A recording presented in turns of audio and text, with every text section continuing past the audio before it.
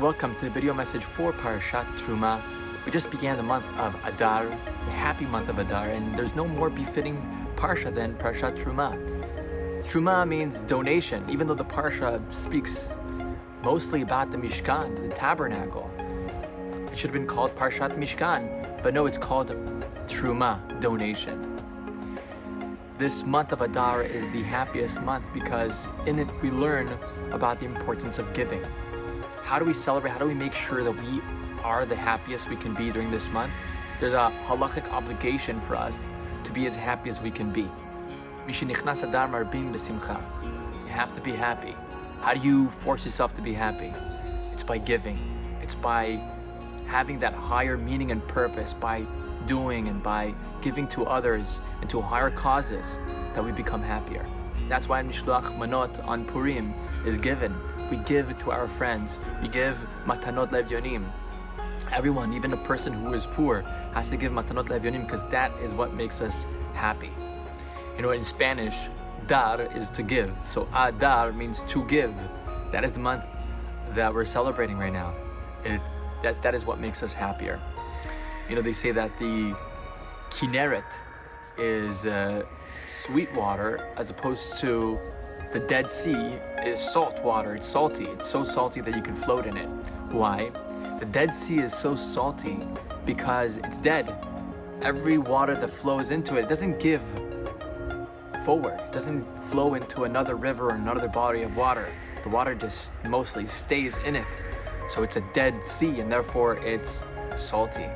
But the Kinneret, which gives of its waters onwards, is a sweet water because when you give, you become sweet.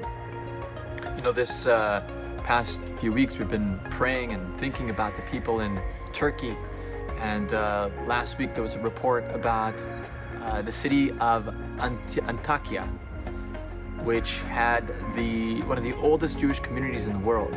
It was established 2,500 years ago. Before the earthquake, there was 12 Jews in that city, and they would gather together. Most of the time they did not have any minyan, but they would gather together every Shabbat to read the Siddur together, to pray together, and to connect to their heritage. And during the earthquake, the president of the synagogue, along with his wife, passed away, along with another 2 Jews, and there were only 8 Jews left in the city, and they were airlifted from the city of Antioch, and thus ended 2,500 years of the history of Jews in Antakya. Antakya used to be known as Antioch. It's actually mentioned in the Talmud. And over there, the Talmud says a story about Antakya. Why? Maybe it's the secret why it survived for so long.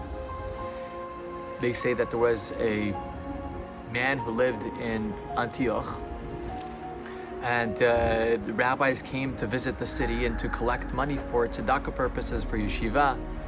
And this person usually gave a lot. He was a very generous person, but he was down on his luck and did not make a lot of money that year. And he felt very sad that he could not give any tzedakah.